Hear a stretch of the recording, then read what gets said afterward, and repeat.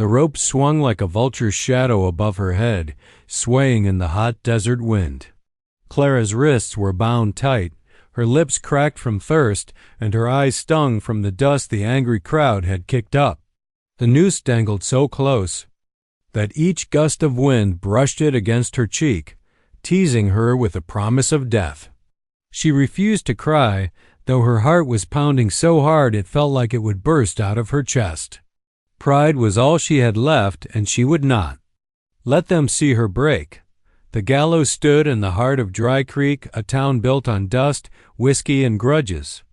The sun was merciless, baking the ground until heat shimmered like ghostly waves. Children clung to their mothers' skirts, their wide eyes reflecting the spectacle of cruelty. Men spat tobacco juice into the dirt, boots grinding against the dry earth as they shuffled closer for a better view. Every face carried the same hunger: to see someone punished. To let blood pay for the wound they could never admit was their own fear. Clara scanned the crowd and saw no mercy there. Old Mrs. Colton, who had once bought eggs from her every spring, now scowled at her like she was some venomous snake. The blacksmith's apprentice, who had once carried her baskets when her hands were full, now shouted for the rope to be pulled tighter. Every memory of kindness had turned sour in their eyes, and Clara knew why she had married a man they hated. Not because he had wronged them, not because he had stolen from them, but because his skin was darker than theirs and his blood carried. The songs of the Apache. Her chest burned as the sheriff stepped forward. Sheriff Dobbs was a thick man with a vest stained from whiskey and sweat. His eyes were pale and cold, like river ice, and the scar across his chin pulled his mouth into a permanent sneer. He adjusted his badge, tilted and tarnished, more ornament than honor. His voice carried easily across the square. "This woman stands guilty of betraying her people," he declared, spitting into the dirt for effect. She turned her back on her kind, her God, and this town by giving herself to a savage. What loyalty can a woman like that know? She ain't one of us. No more. And there's only one punishment for betrayal. The crowd roared, stamping their feet, clapping, howling. Clara's stomach clenched. Their anger was fire, and she was the fuel. Her throat tightened, but she kept her gaze steady, even as fear coiled in her gut like a rattlesnake ready to strike. Her mind drifted back to the night she first met him. The night Tahoma appeared like a shadow out of the desert, his face painted with earth, his eyes sharp and untamed. He was unlike any man she had ever known, not soft-spoken like the church boys, not drunken like the cowhands who lingered outside the saloon. He was silent strength, a storm bottled inside a man. And somehow, against all reason, against thee. Walls this town had built, her heart had chosen him. Now, that choice had led her here, standing on rough-hewn boards with a rope above her neck. She should have been afraid of dying, but all she could think about was him. Where was he? Why hadn't he come? Did he know what they planned for her? Was he already dead, caught before he could reach her? The thought sent a sharp pain through her chest. The sheriff nodded to the hangman, a gaunt man with hollow cheeks who reeked of cheap whiskey. He stepped closer, rope in hand. Clara's knees trembled, but she bit her lip until she tasted blood, willing herself to remain standing. She would not beg. She would not give them that satisfaction. The noose was lowered, its rough hemp scratching her skin as it slid against her neck. A hush fell over the crowd, the air thick with anticipation.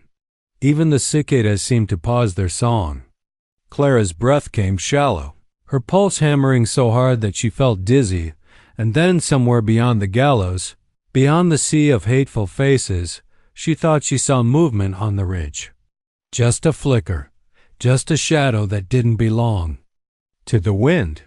Her heart leapt, though she dared not let hope bloom too strong. Was it him? Or only a mirage conjured by desperation? The sheriff's hand went up. The crowd leaned forward like wolves closing in on prey.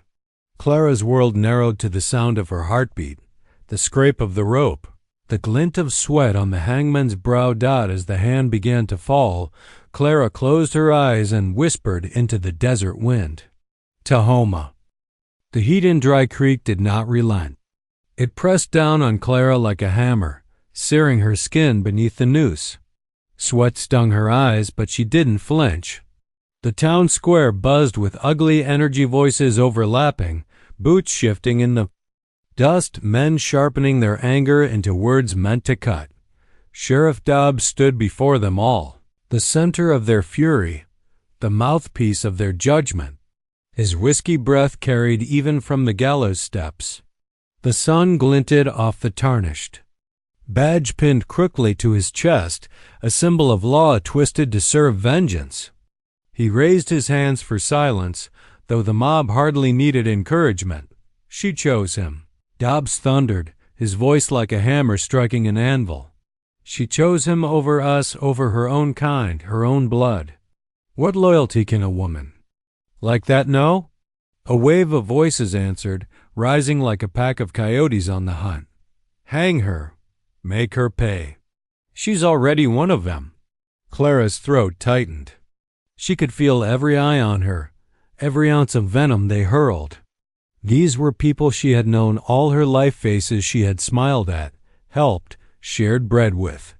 They had once praised her for her soft voice in church, for her steady hands when tending the sick, for her kindness to children. Now all that goodness was forgotten, swallowed up by their rage. Dobbs kept pacing, his boots crunching the sun-baked dirt. He enjoyed this. She saw it in the curl of his lip, in the way he spit between every sentence. She dishonors this town, he said, by taking a savage into her bed, by calling him husband, by turning her back on God and decency. We cannot allow it. If we let her live, what message do we send? That our women can betray us without consequence? That bloodlines mean nothing? The crowd shouted back, their agreement like fire feeding fire. Clara fought to keep her chin high, though the rope's weight tugged her neck down. She would not give them tears. She would not let them see her shame.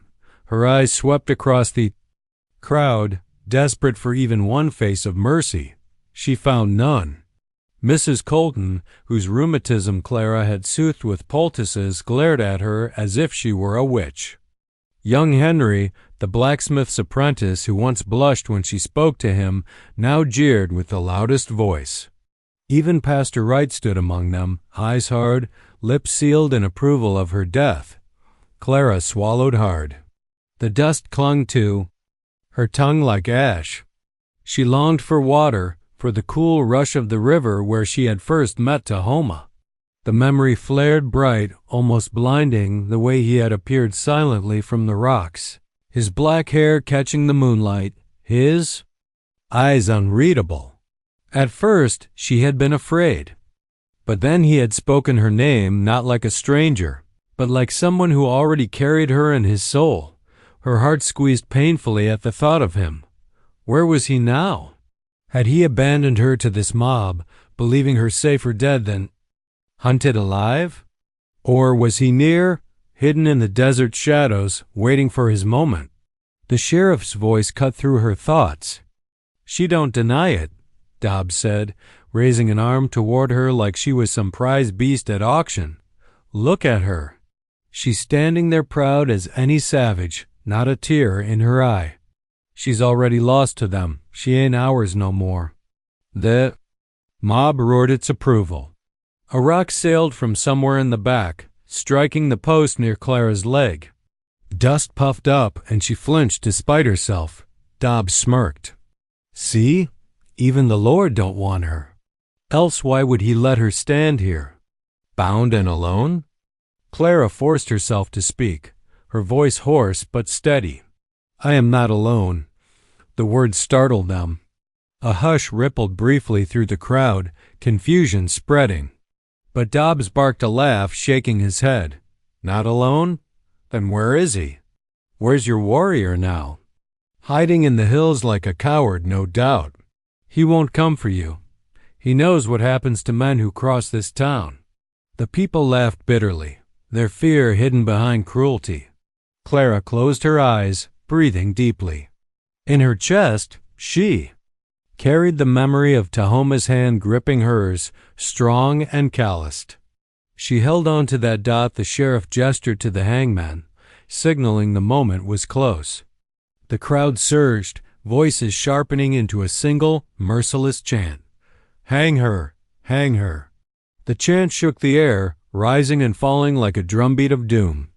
Clara's body trembled, but her heart clung to one fragile thread of faith. Beyond the ridgeline, past the shimmering horizon, she imagined him watching, and though doubt gnawed at her, she whispered under her breath, words swallowed by the roar of the mob, "He'll come." From the ridge, the town looked small, an anthill of anger stirring beneath the desert sun. Tahoma crouched low among the rocks, his body a sculpture of sinew and scars, painted with the dust of the land that had raised him, his long black hair whipped in the wind, brushing against the turquoise and bone jewelry across his chest, each piece a relic of battle survived and ancestors honored. He had been trained to blend into stone and shadow, to move unseen, but nothing could mask the fire boiling in his chest as his eyes locked on Clara Dodd. She stood on the gallows, pale and fragile against the storm of hate surrounding her. The noose kissed her neck like a serpent ready to strike. From this distance, Tahoma could see the way her chin lifted, proud despite the tremor in her legs. That strength, her refusal to break before them, struck him harder than any bullet could. She had always been like that, soft but unyielding. A river that carved stone, his fingers dug into the dirt until his knuckles whitened. Every part of him screamed to charge down the ridge, to tear through the crowd like a thunderstorm, to rip that rope from her neck and put his blade through the sheriff's sneering throat. But he knew better than to be reckless. Recklessness had cost him brothers. Recklessness had painted the sand red too many times. He breathed slow, letting the desert steady him. The sun beat on his shoulders, hot enough to blister, but he welcomed the sting. Pain sharpened him. He counted the rifles in the crowd, 7 men armed, maybe more hidden. The sheriff carried a Colt at his hip. The blacksmith's boy had a shotgun slung across his back. If Tahoma moved too soon, they would cut Clara down before he ever reached her. Yet to wait was its own kind of death dot in his mind. He heard his grandfather's voice, low and rough like stones grinding in the riverbed. A warrior protects what he loves with patience as well as fury. Tahoma had carried those words like scripture. But now patience felt like poison. He shifted his weight, the obsidian knife at his side pressing cool against his skin. It had been his father's once, and his father's before him. He thought of the blood it had spilled, of the battles it had witnessed.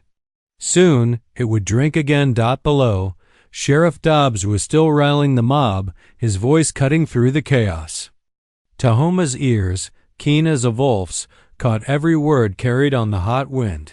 "She don't deny it," Dobbs sneered. "She's one of them now. She's nothing but a traitor to her people." The mob howled agreement. Their words reached Tahoma's ears like arrows tipped in fire. They did not understand. They never would. To them, love between bloods was a crime worse than murder. To them, Clara was already dead. His heart clenched as he saw her lips move. Though he could not hear her whisper, he knew what she said. He had heard her say it before, in the quiet of the night, under stars that stretched endless. Tahoma. His name, fragile and strong in her mouth, carried across distance, across fear. It bound him tighter than rope ever could. He rose slowly from his crouch, the desert wind tugging at his hair. His shadow stretched long across the ridge, spilling toward the town like the first warning of a storm. He adjusted the rifle across. His back felt the familiar weight settle against him. He had not wanted this fight, but the fight had come to him. The moment had chosen itself, For an instant, he closed his eyes. He saw her smile, the way she had pressed her palm to his chest. The night they spoke their vows in secret. He remembered her laughter, wild and free, when they had raced horses along the river bank. And then he opened his eyes, and all that remained was the warrior. The decision cut into him deeper than steel. He could not wait any longer. Every second wasted was another second of the rope tightening, another second closer to losing her forever. Tahoma stood tall at last, framed by the blinding sun. To the townsfolk below, he was just a shimmer of movement on the ridge, too far to see clearly. But to Clara, who lifted her head toward the horizon, he was the promise she had prayed for. Her lips curved into the faintest trace of hope, unseen. By the mob but blazing in his chest like fire, the storm was coming. And he was the storm. The sheriff's hand went up. Time slowed. The mob's chanting rolled like thunder, boots stomping, fists pounding against the air. The hangman's hand tightened on the lever, his knuckles bone white. Clara's breath caught, chest straining against the rope that brushed her skin. The world shrank to the gallows, to the sound of her heartbeat hammering like a drum of war. And then chaos. The crack of a rifle shattered the air, louder than the crowd's fury. Wood splintered with a scream, the beam of the gallows snapping. Under the force of the bullet, the noose dropped slack against Clara's chest as the platform shook. Gasps tore from the throats of the townsfolk, their cries of bloodlust breaking into confusion. Smoke rose from the ridge. And through it, he came. Tahoma descended like a storm-given flesh. His rifle slung, knife drawn, chest bare and painted with streaks of earth and ash. The desert light burned against his bronze skin, sweat glistening along the rippling muscle of his arms and shoulders. Long black hair whipped behind him as his feet thundered across the dirt. The turquoise and bone around his neck caught the sun, flashing like fire. A war cry ripped from his throat, a sound that shook horses, that froze the mob mid-breath. It was not a human sound. It was storm and fury, the echo of ancestors. Clara collapsed to her knees, air flooding her lungs in. Sharp, desperate gulps. Her vision blurred, but through the haze she saw him, her warrior, her husband, her impossible miracle. He was no shadow now. He was fire. The sheriff fumbled for his revolver, but Tahoma moved faster. His knife flashed, slicing the air, and Dobbs stumbled back as steel kissed his arm. Blood streaked across his sleeve. He roared in pain and rage. Clutching the wound, men shouted. Guns lifted. The mob, once united in bloodlust, now scattered like frightened cattle. Some drew iron, others scrambled for cover. Horses reared, eyes wide with terror at the sound of Tahoma's cry. The hangman lunged toward Clara, rough hands grabbing for her hair. But before he could drag her upright, Tahoma was upon him. His knife caught the man's shoulder, spinning him to the dirt. The hangman screamed, clutching the wound, his face pale with shock. "Run with me?" Tahoma growled, his English broken but burning with urgency. His hand seized Clara's wrist, strong and uncheckable. She stumbled to her feet, her legs weak from the rope's choke, but her body moved with his. Together they bolted down the gallows steps, weaving through the smoke and dust. Bullets cracked through the air, tearing splinters from the wooden posts around them.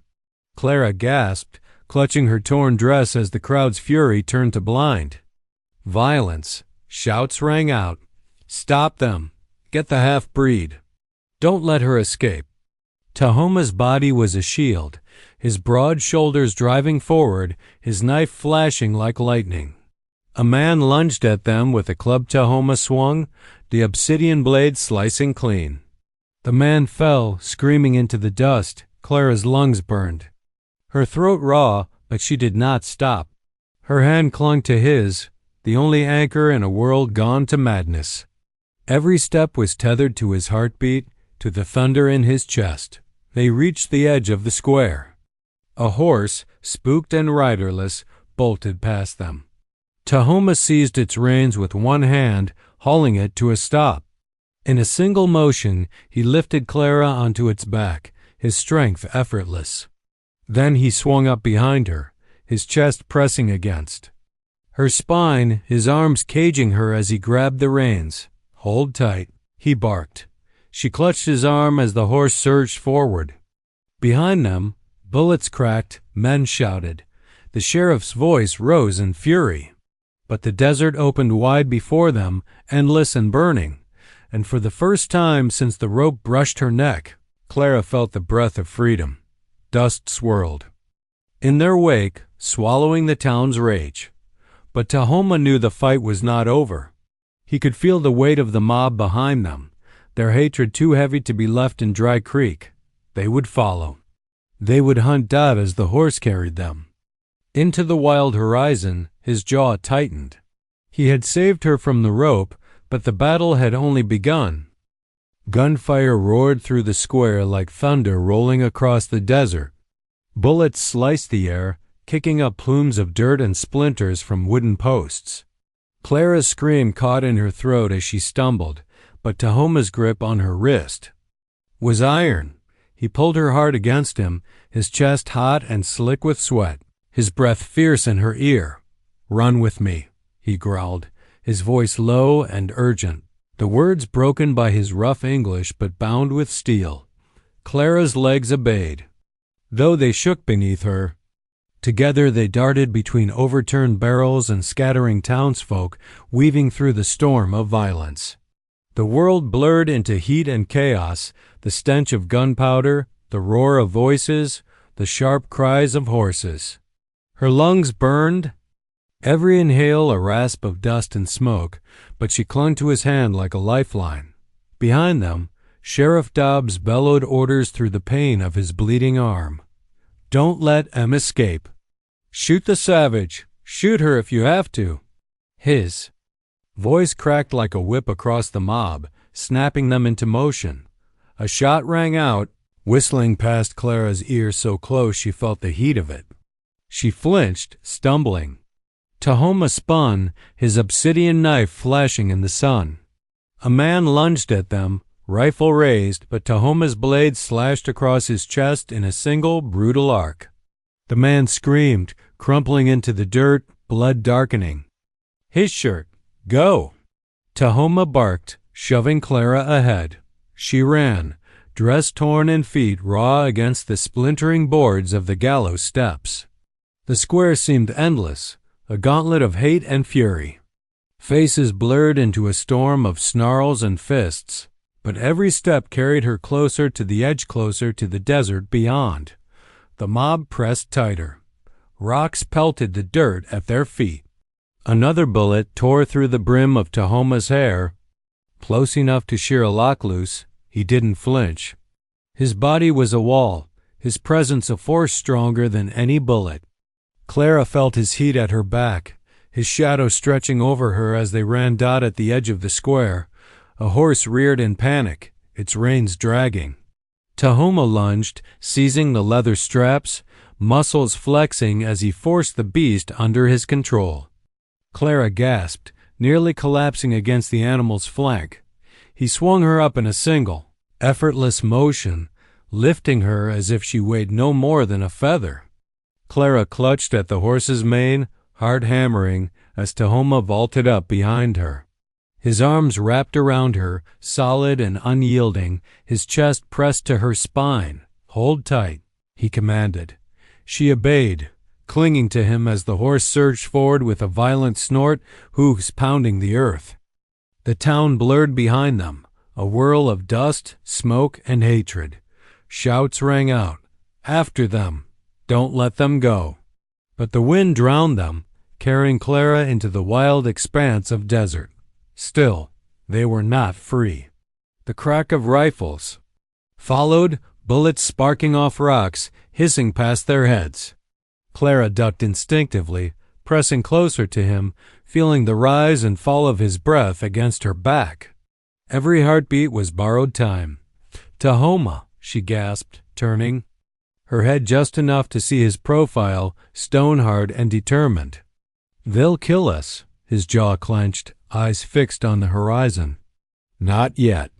Behind them, riders scrambled onto horses, the sheriff among them despite his bleeding arm.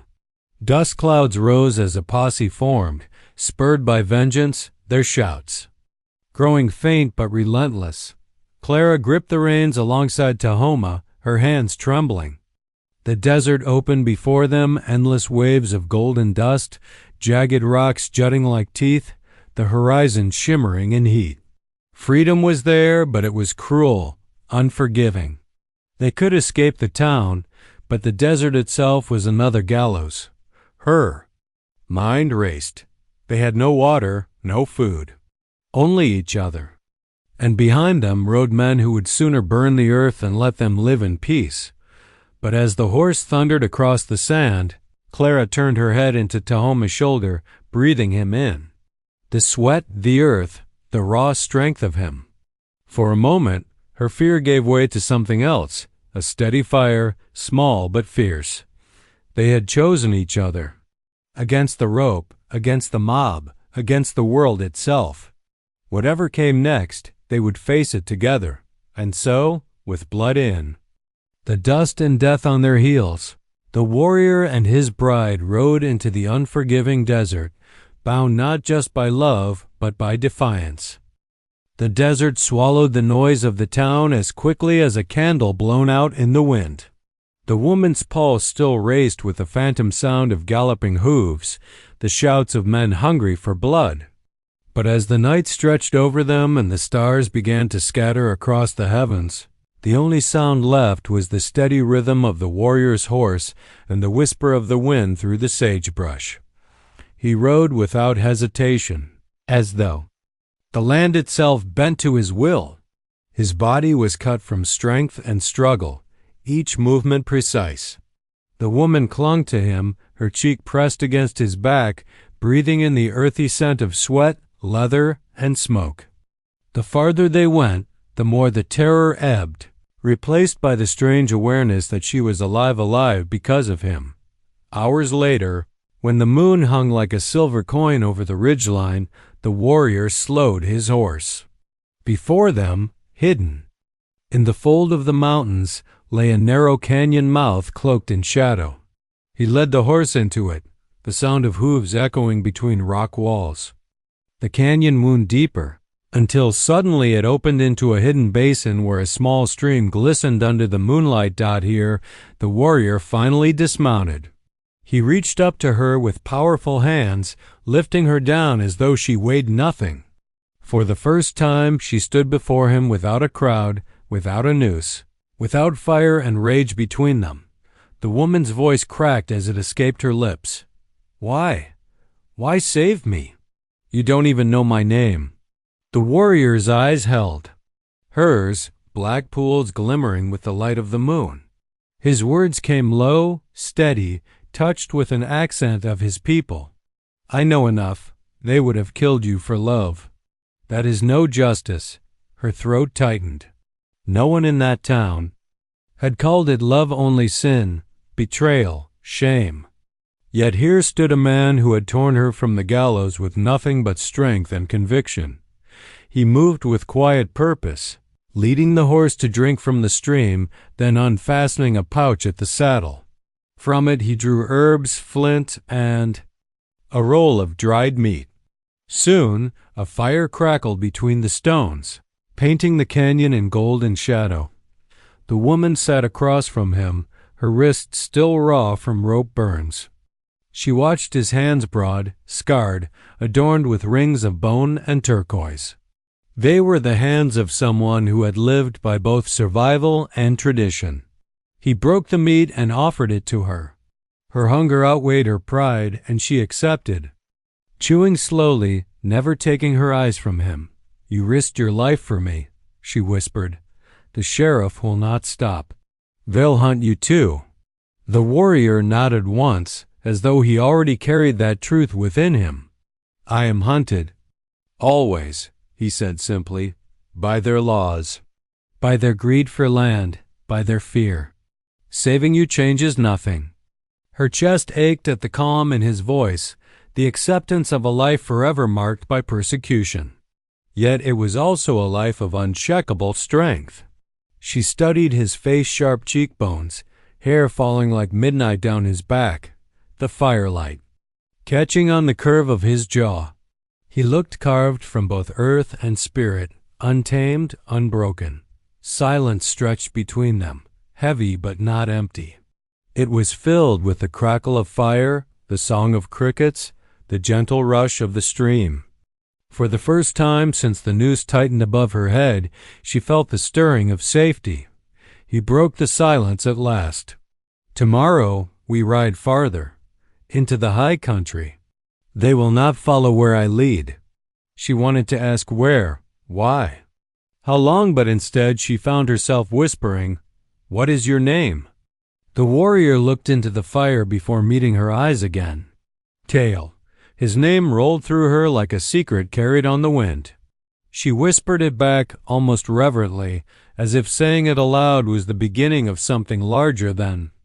Either of them could yet understand Dot in the canyon's shelter.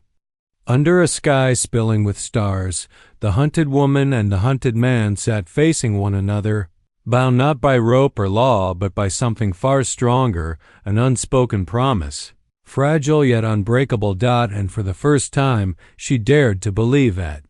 Her story might not end with death, but with a new beginning carved in fire and freedom. The first light of dawn cracked over the horizon, spilling across the canyon like molten gold. Elara stirred from her uneasy sleep, the faint sound of hooves echoing in the distance. Her heart clenched. They had been found. The warrior was already awake, standing tall against the canyon wall, his silhouette carved in shadow and fire. His long black hair flowed like a river of night down his back, tribal jewelry catching the weak morning light. His eyes, dark and steady, fixed on the rim of the canyon where dust rose like a storm. "They come," he said simply, his voice low and calm, as though he had expected this moment all along. Elara rose, fear clenching her chest. "They'll kill us both." He looked at her, and for a brief instant there was softness in his gaze. "No, not while I stand." The first riders appeared at the canyon's edge, dozens of townsfolk, their faces hard with anger, rifles glinting. Sheriff Alden led them, his voice booming through the canyon walls. "Hand her over. She belongs to the law of this town. And you," his words were drenched in venom, "you'll hang for stealing what isn't yours." The warrior stepped forward, his chest bare beneath the morning sun, muscles taut, the firelight of courage radiating from his stance. His voice carried, without shouting, low and resonant, echoing off stone. "She is not property. She is not yours to bind or break. She chose love, and for that you seek to kill her. If blood must be spilled today, it will be mine before hers." The canyon fell into silence, the townsfolk shifting uneasily at the conviction in his words. Elara's eyes burned with tears. She had never felt so seen, so defended, so utterly valued. Sheriff Alden sneered, breaking the stillness. "You think you can stand against all of us, warrior? You're one man." The warrior's jaw tightened. He lifted his head with a pride carved from generations, his tribal necklace flashing in the rising sun. One man is enough when he has truth beside him. A ripple of uncertainty moved through the riders. Several lowered their rifles, glancing at one another, doubt worming into their anger. But the sheriff raised his gun, his finger twitching on the trigger. The shot cracked, echoing like thunder. Elara screamed, yet when the smoke cleared, the warrior still stood, unmoved. At his feet, his loyal horse had shielded him, the animal, collapsing with a shuddering breath. The warrior's eyes flared, not with fear, but with grief and fury as old as the land itself. He charged forward, swift as a storm breaking loose. His blade flashed, not to kill, but to disarm. He struck rifles.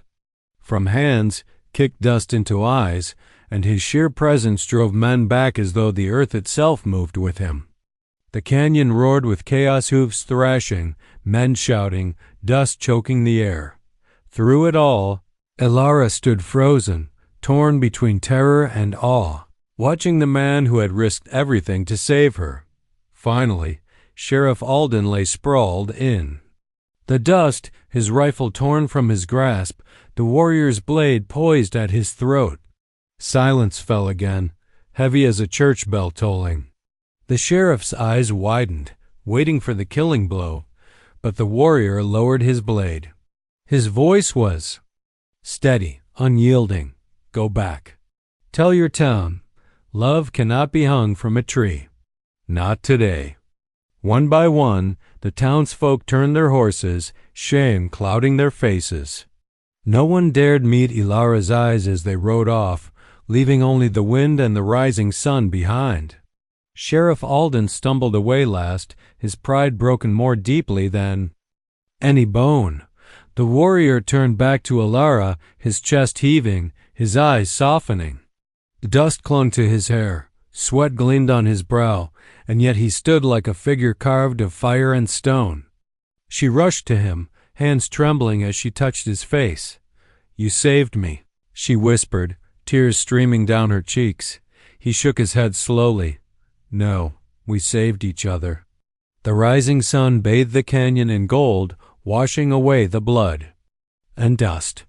For the first time since the noose had been thrown around her neck, Elara breathed without chains in her lungs. She wasn't just alive, she was free. And beside her stood the man who had given her that freedom, not with promises, but with the unshakable courage of a warrior's heart. Together, they walked out of the canyon, two silhouettes against the burning horizon, no longer fugitives, but something greater, a woman and a warrior who had defied a whole town and won.